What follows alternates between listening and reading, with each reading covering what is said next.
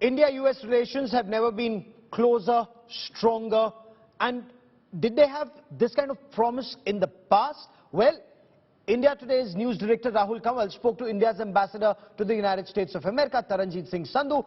Hear him talk about the partnership, the critical and emerging technology initiative, and will the GE 414 engines be manufactured in India? What's the road ahead? Listen in.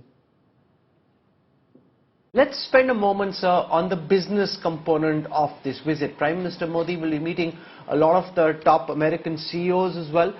Could you give us a status check of where talks on the Indo-US free trade agreement are at this moment, and in your conversations with American corporates, the kind of interest that you're seeing in wanting to be a part of the India story, especially in the context of China flexing its muscles, and a lot of these companies looking at a China plus one supply chain strategy, so they're not entirely dependent on China for their production.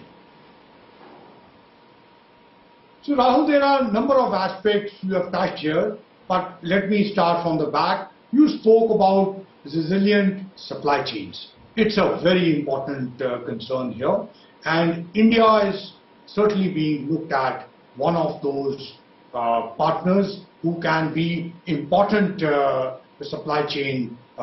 In fact, you know, during the height of COVID, and this may surprise you a bit, the way our handloom industry progressed, the way the production of masks was done, actually in late 2020, I got a request from the city of Philadelphia asking for 3 million masks. And, you know, we were in a position to actually provide them.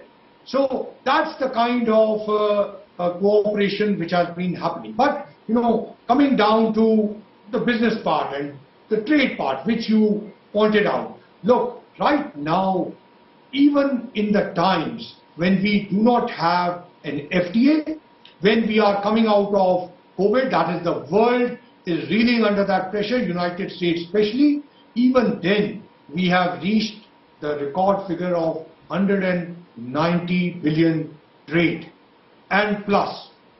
But this is only tip of the iceberg, and I completely agree with you.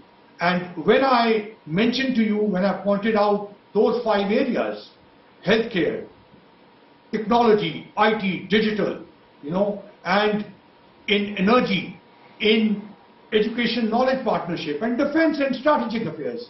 Look, the scope is huge, and that's why this particular visit is going to be a landmark visit. You will see the number of interactions. In fact, you asked me about CEOs. I'm going to avoid giving specific names, but I can tell you that between the different engagements of the Prime Minister, starting with even the state banquet and the state lunch which the Vice President will be hosting, and his interaction with the professionals, his one-on-one meetings, there is going to be ample opportunity where he's going to be interacting with the topmost CEOs. That will be an expression of interest in India.